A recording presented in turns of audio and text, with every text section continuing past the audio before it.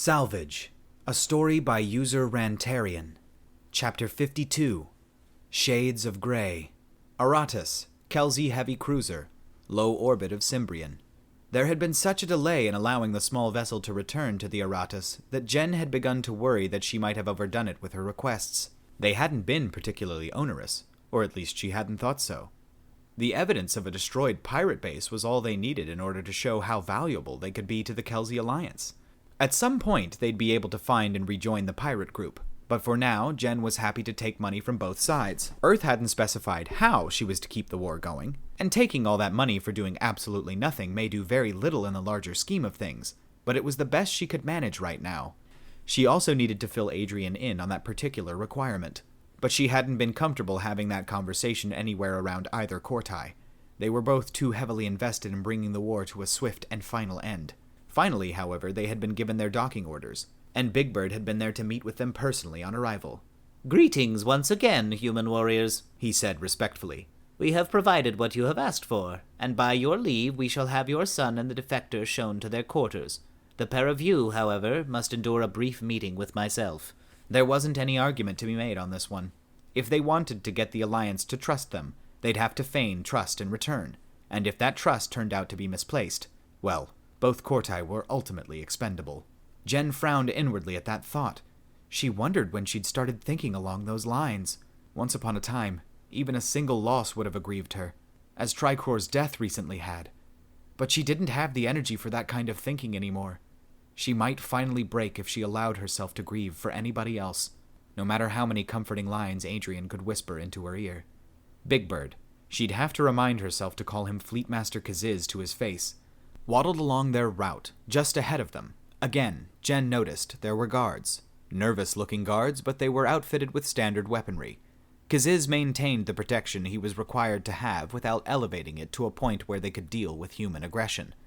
That was a subtle sign of his good intentions, if his diplomatic reception of them had not been enough, and this time they were being shown into his well-furnished office, rather than the sterile interrogation room. "Please," he said, gesturing to the chairs reserved for guests. "Do sit down. We shall not be long, but there is no need to remain standing." Adrienne helped Jen into a chair, which seemed a strange display of gentlemanly behavior from a man she'd watched beat another man most of the way to death. It was a little disturbing to see the stark contrast between the cold and violent killer and the man who was trying at all times to show her his better nature. Once they had seated themselves, Kaziz began to speak. "I will be frank," he said. "The work you did on Cimbrian was exhaustive, and Alliance Command will be very pleased with the results. I cannot see them denying you the stipend you have demanded, however generous it might be, and it is likely that you will be employed heavily in special operations against the Dominion." Jen sensed a "but" coming on, and a shared glance with Adrienne told her that he did too. They were not disappointed. "There was one thing I wished to discuss with you," he continued. "I don't know how things are done on Earth.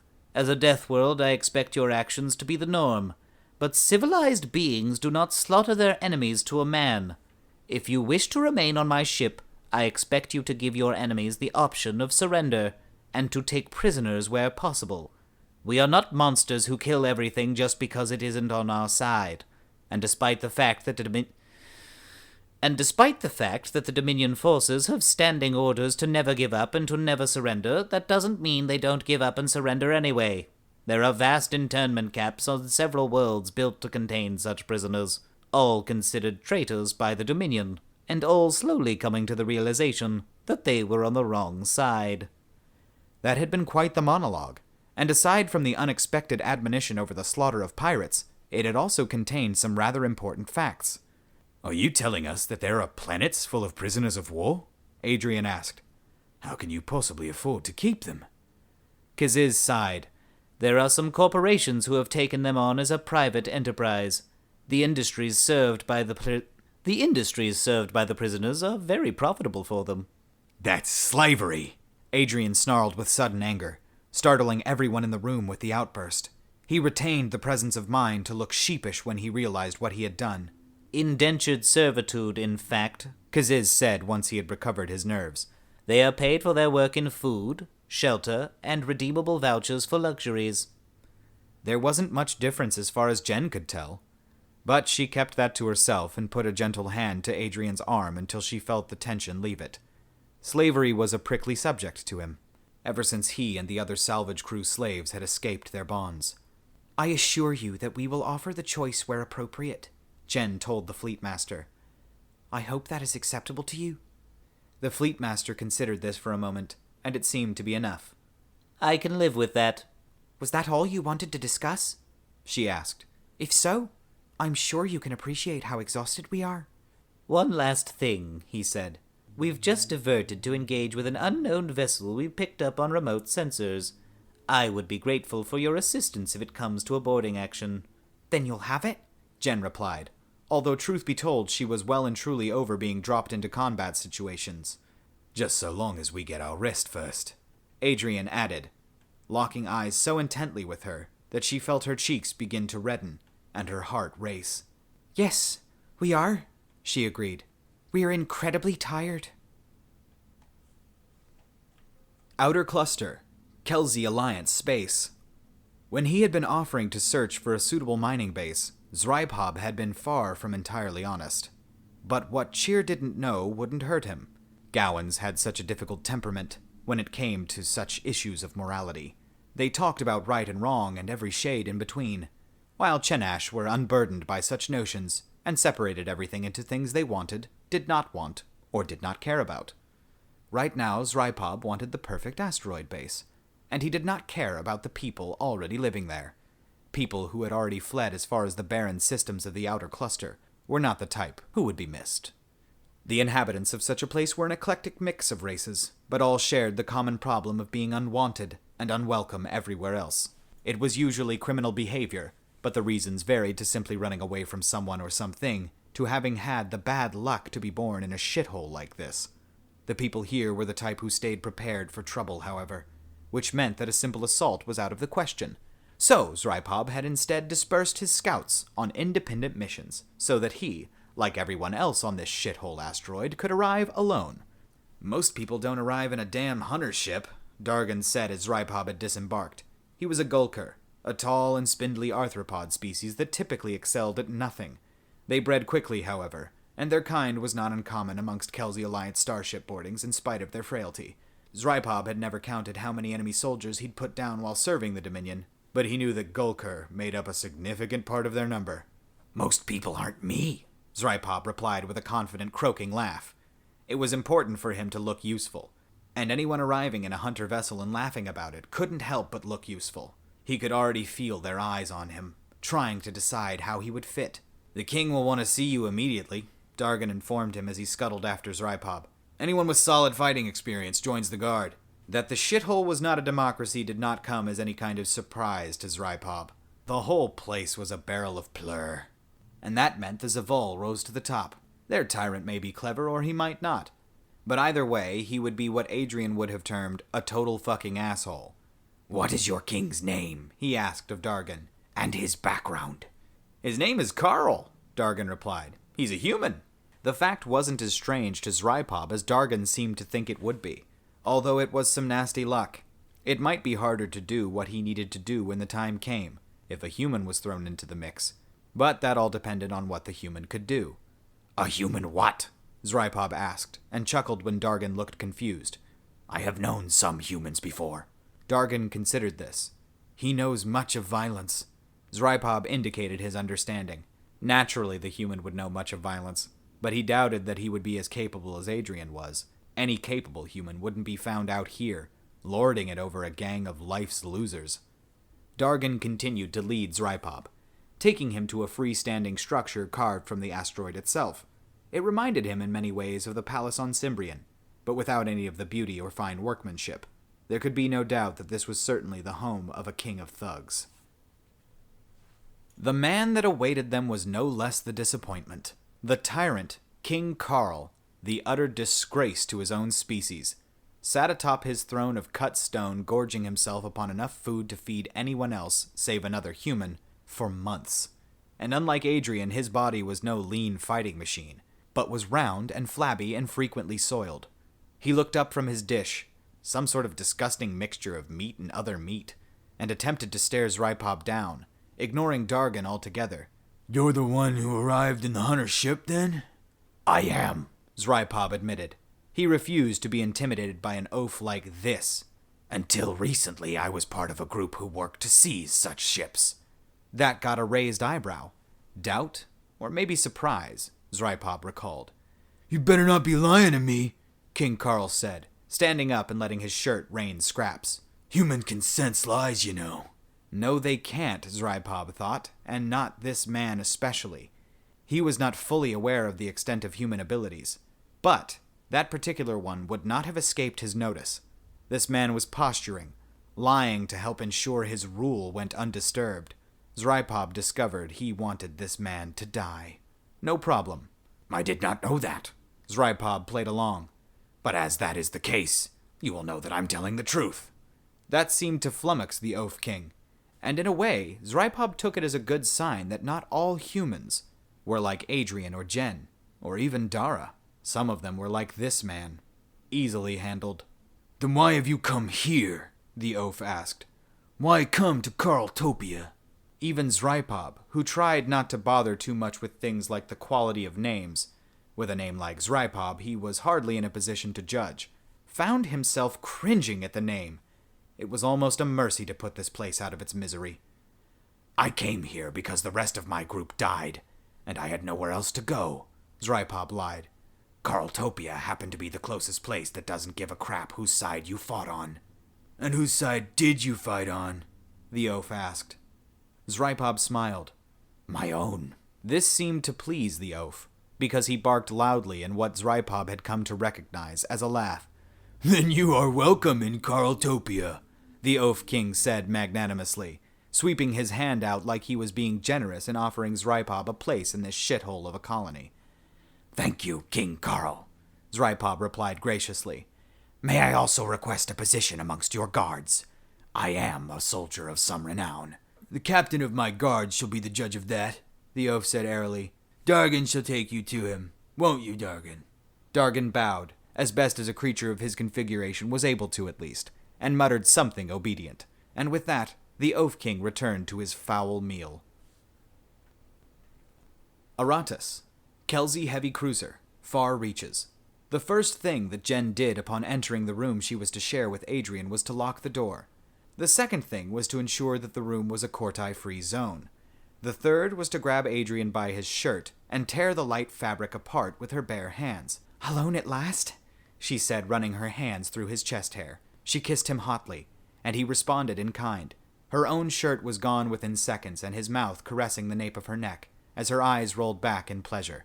He grabbed her with his arms, wrapping them around her waist, as she wrapped her legs around his. Moments later, they discovered that alien cabinets shattered when you slammed two partially naked human bodies into them, but neither of them were hurt, and were soon laughing on the floor as they fumbled with the rest of their clothing. Jen teased at Adrienne's ear with her tongue, delighting at the way it made him respond, and kissed him again with fervor as his hands greedily caressed her. "Finally," Adrienne gasped between kisses, and Jen could not have agreed more. That was the moment when the doorbell rang, a single chime triggered by the door control panel on the other side. They both froze, eyes on the door, hoping that whoever it was would just fuck off and die, or did whatever they needed to do to just go away. Now was certainly not the time for anything other than what was about to happen between two incredibly aroused humans. There was another ring. They looked at each other. The agony of wanting to avoid whatever was about to come writ on both their faces. Jen closed her eyes in frustration, got control of herself, and walked over to the door. She touched the button that activated the intercom. "Yes?" she asked irritably, glancing back at Adrienne to indicate he was to stay exactly where he was. "Is everything all right?" Askett asked. "We heard a crashing sound." Jen exhaled sharply through her nose before replying. "Yes," she said sweetly. "We were just getting some rest." "You'll need to wait for that," Askett replied. "The ship has just come under attack." Worst possible time. It was like the aliens had a sense of when Jen's love life was taking a turn for the better, and just decided to crash her party anytime it happened. "We're in a fleet, Askett," Jen said impatiently. "I know we are, and every ship just got hit by the same pods that hit the space station. I think it's fair to say that somebody knows we're here and wants us dead." Adrienne grimaced, awkwardly adjusting himself so that he could stand more comfortably. Ask it, he called out. Tell the Fleetmaster we're going to need some weapons. And some new goddamned clothes, Jen added, fuming at the awful timing. What happened to your clothes? Askett queried. They were just fine when we landed. Jen's face flushed red, both angry and embarrassed at once. Just make sure we fucking get them, do you hear? Kaziz had ordered the humans be given exactly what they asked for. He was too busy to argue, and quite frankly, he needed their help. Something was roaming his ship, slaughtering his people, and nobody had any notion of what it was. From what he had heard, the same was true of the other ships as well. He didn't know if this was a new type of hunter attack, although the vessel that had launched the pods had not seemed styled after their normal vessels, or something entirely new.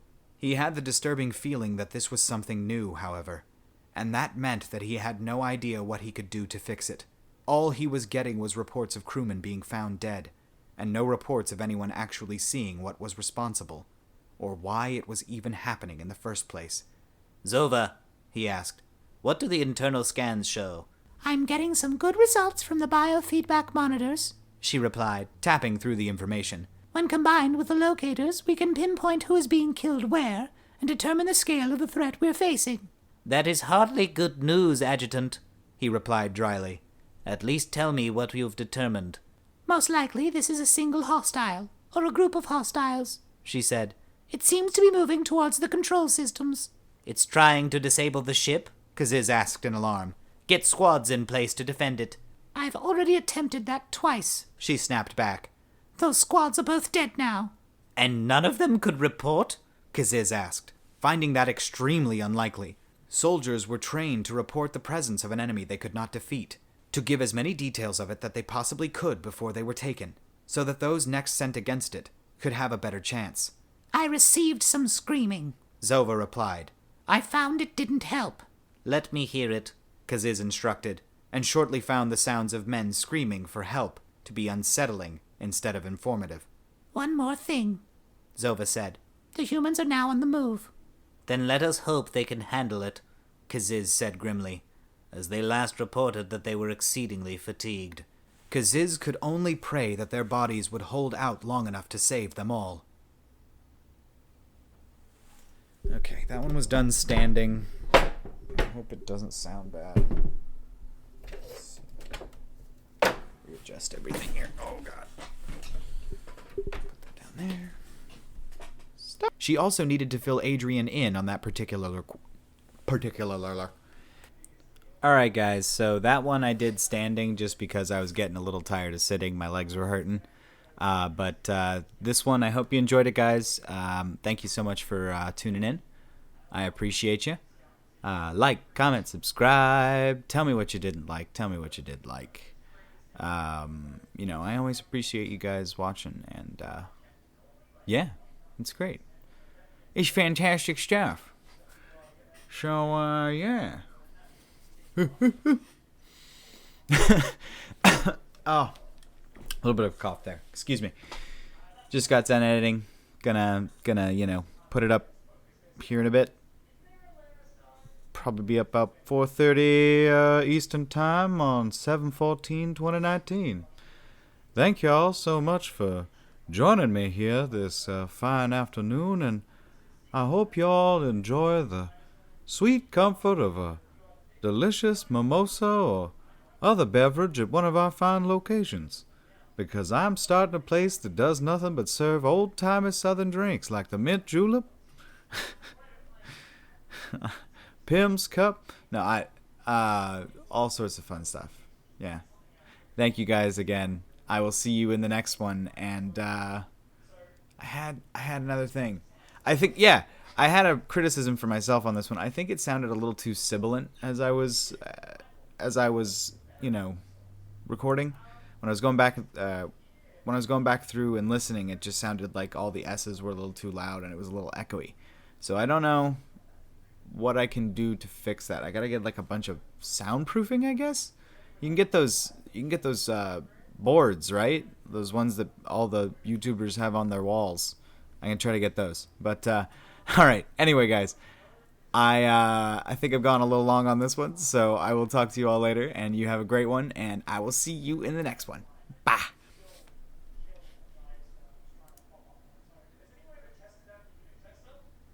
Wait, I have to hit stop.